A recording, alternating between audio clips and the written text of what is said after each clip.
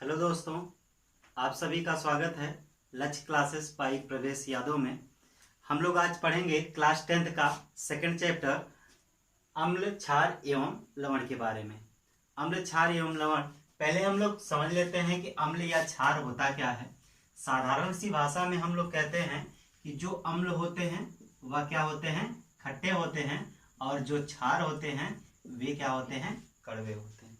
यानी जिन पदार्थों को हम लोग चखते हैं और देखते हैं कि वह हम उनका स्वाद जो होता है वह क्या होता है, खट्टा होता है, उसे हम लोग क्या कहते हैं, अम्ल कहते हैं। और क्षार क्या होता है, कड़वा होता है। या हमको खाने में या जो इनका स्वाद होता है वह क्या होता है, कड़वा होता है, तो उसे हम लोग क्या कहते हैं, क्षार कहते हैं। यह क्या होता है, जो लिटमस पेपर होता है, नीले लिटमस पेपर को, लिटमस को यह क्या कर देता है, लाल कर देता है। या नीले लिटमस पत्र को या पेपर को क्या करता है, लाल कर देता है, और यह लाल लिटमस को क्या कर देता है, नीला कर देता है। जो अम्ल होता है उनको अगर हम लोग जैसे कुछ सूचक ले लेते हैं, उनको देखते हैं कि अगर जैसे लिटमस पेपर ही ले लेते हैं, उस पर अगर इनको गिराया जाता है तो यह उनके रंग को क्या कर देता है, परिवर्तित कर देता है। नीला जो लिटमस पेपर होता है उसको लाल कर देता है, और ये क्या करता है, लाल लिटमस को क्या कर देता है, नीला कर देता है। लेकिन अगर हम लोग देखते हैं कि जो लिटमस पेपर अगर लाल ही है, उस पर अम्ल गिराया जाता है तो उसमें कोई भी जल्दी भिन्नता नहीं आएगी। ये जो होता है लाल लिटमस को क्या कर देता है, नीला कर देता है। इनका जो सूचक होता है, जैसे सूचक कह सकते हैं या अम्ल क्षार सूचक कहते हैं। सूचक वे पदार्थ होते हैं जो किसी रासायनिक अपक्रिया के पूर्ण होने की क्या करते हैं, सूचना देते हैं। जैसे अम्ल और क्षार को हमको पहचानना होगा तो हम लोग उस पे अम्ल या क्षार को जब गिराते हैं तो देखते हैं कि उनका रंग क्या होता है, परिवर्तित होता है। तो जो पदार्थ होता है वह उनके रंग में जो विविधता लाता है या रंग को परिवर्तित करता है, उससे हमको ये पता चलता है कि कौन सा अम्ल है और कौन सा क्या है, क्षार है। तो ये दो प्रकार या तीन प्रकार का होता है। एक आपका होता है प्राकृतिक और दूसरा होता है आपका कृत्रिम सूचक।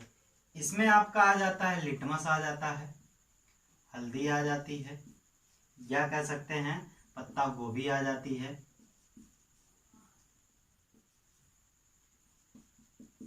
पत्ता गोभी भी होती है। और कृत्रिम में हम लोग मेथिल ऑरेंज पढ़ते हैं, मेथिल ऑरेंज को पढ़ते हैं। और एक आपका क्या होता है, फिनाप्थलीन होता है। मेथिल ऑरेंज भी होता है और क्या होता है, फिनाप्थलीन भी होता है। जैसे प्राकृतिक में लिटमस हो गया, हल्दी हो गई, या पत्ता गोभी हो गया, और भी होते हैं जैसे फूल होता है वो भी। और एक कृत्रिम में आपका आ जाता है मेथिल ऑरेंज आ जाता है, फिनाप्थलीन आ जाता है। इन सब का उपयोग हम लोग सूचकों के रूप में करते हैं। इनमें क्या होता है, इनमें जो इनके रंग होते हैं वह बदल जाते हैं। हल्दी पर गिराया जाता है तो यह भूरे रंग का हो जाता है। कहने का मतलब इनके रंगों में हमेशा भिन्नता आती रहती है। तो इनसे हम लोग इनकी क्या करते हैं, पहचान कर लेते हैं। एक आपका होता है गंधीय सूचक। गंधीय सूचक में आपका हो गया लौंग हो गया या प्याज हो गया, ये सब आपके क्या होते हैं, गंधीय सूचक होते हैं। ये महकते हैं, इनमें तीखापन होता है, ये क्या करते हैं, महकते हैं। तो इसको हम लोग इनकी गंधों की सहायता से भी हम लोग कह सकते हैं कि हम लोग पहचान सकते हैं। तो ये अम्ल जो हो गया, क्षार हो गया।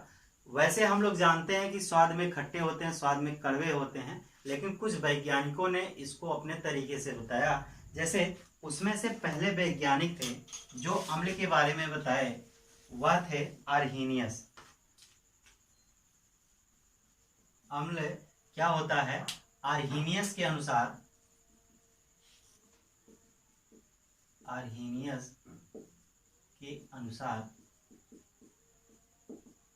आर्हीनियस ने बताया था कि अम्ल वे पदार्थ होते हैं, या इन्होंने जो बताया कि अम्ल वे पदार्थ होते हैं जो धनावेश या विलयनों में धनावेशित क्या करते हैं, कर देते हैं H+ के रूप में। वे पदार्थ या कह सकते हैं अम्ल वे पदार्थ होते हैं जो जलीय विलयन में धनावेशित आयनों में केवल क्या करते हैं, H+ आयन देते हैं। जैसे एग्जाम्पल के रूप में हम लोग ले लेते हैं हाइड्रोक्लोरिक अम्ल HCl, ये टूटता है H+ में और Cl- में। अदर एक ले लेते हैं H2SO4 सल्फ्यूरिक अम्ल, ये भी इसमें टूटता है।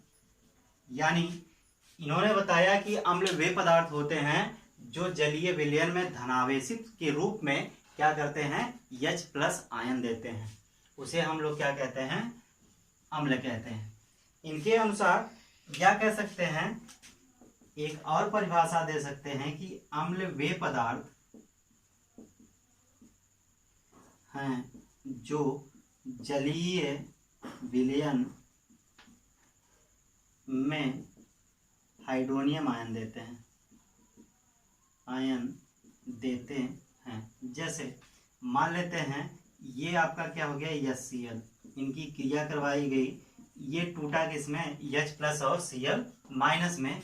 पुनः हम लोग इसमें क्या कर लेते हैं कि इनकी क्रिया जल के साथ करवाते हैं तो यह इनका निर्माण करता है, यानी हाइड्रोनियम आयन का निर्माण करता है।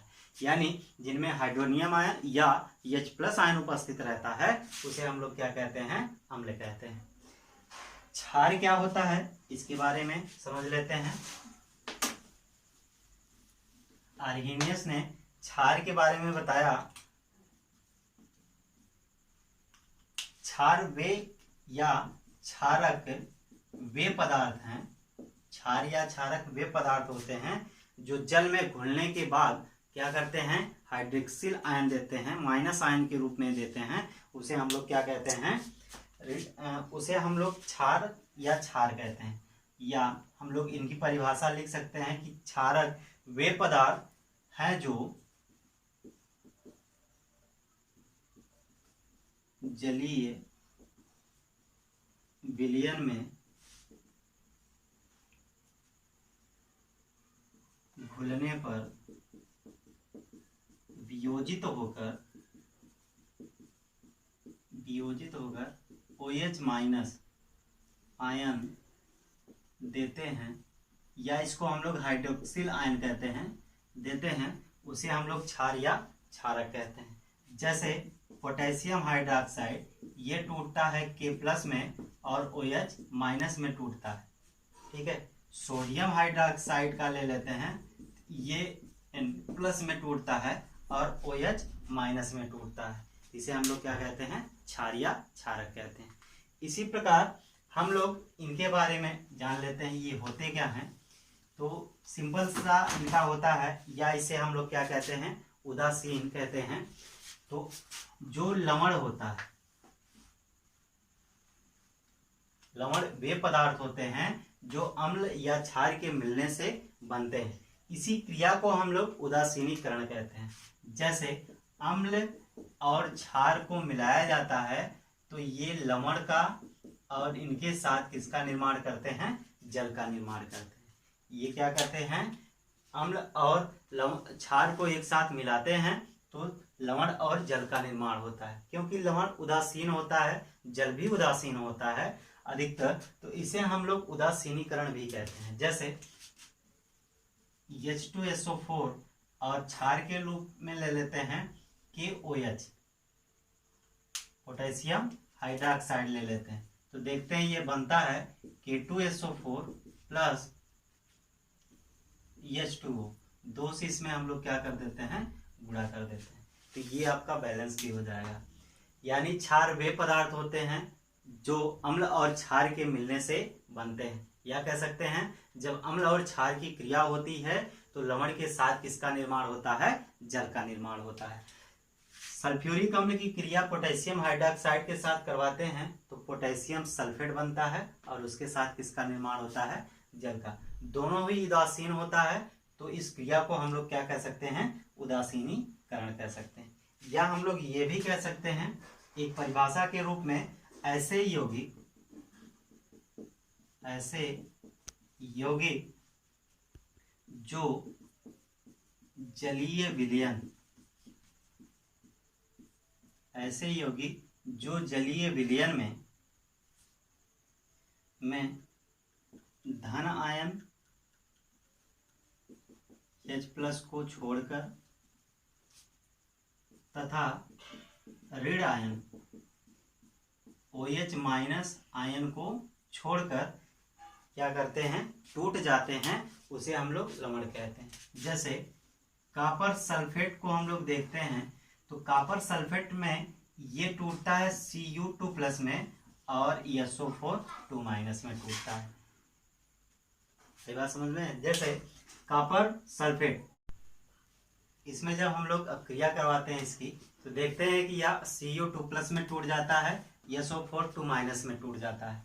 तो कहने का मतलब इनका जो टूटना होता है विलयन में या वियोजित होना होता है, या प्लस और माइनस में टूटते हैं, लेकिन जो धन आयन होता है वह H+ आयन नहीं होना चाहिए और जो ऋण आयन होता है वह OH- आयन नहीं होना चाहिए।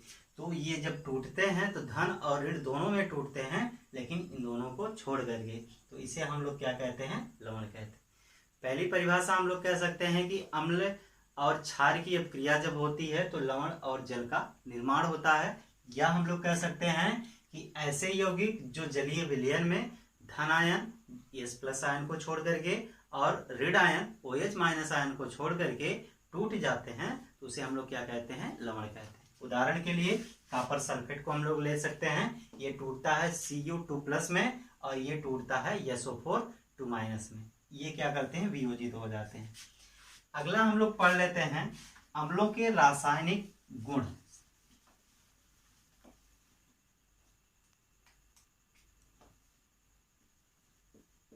अम्लों के सामान्य रासायनिक गुण।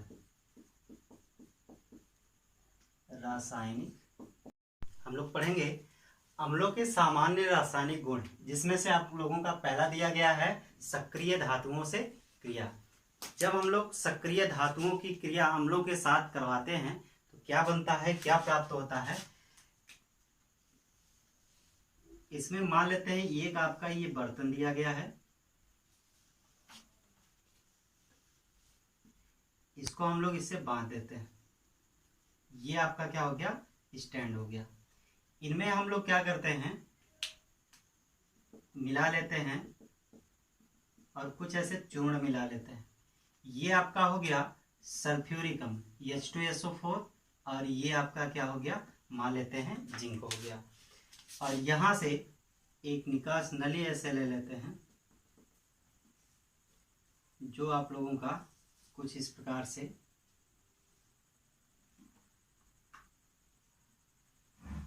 एक पात्र में ले जाकर के हम लोग ऐसे खोल देते हैं।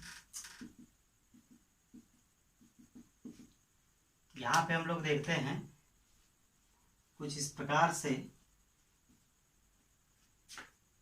वायु इसमें से निकलती है, जो क्या होती है, हाइड्रोजन गैस होती है।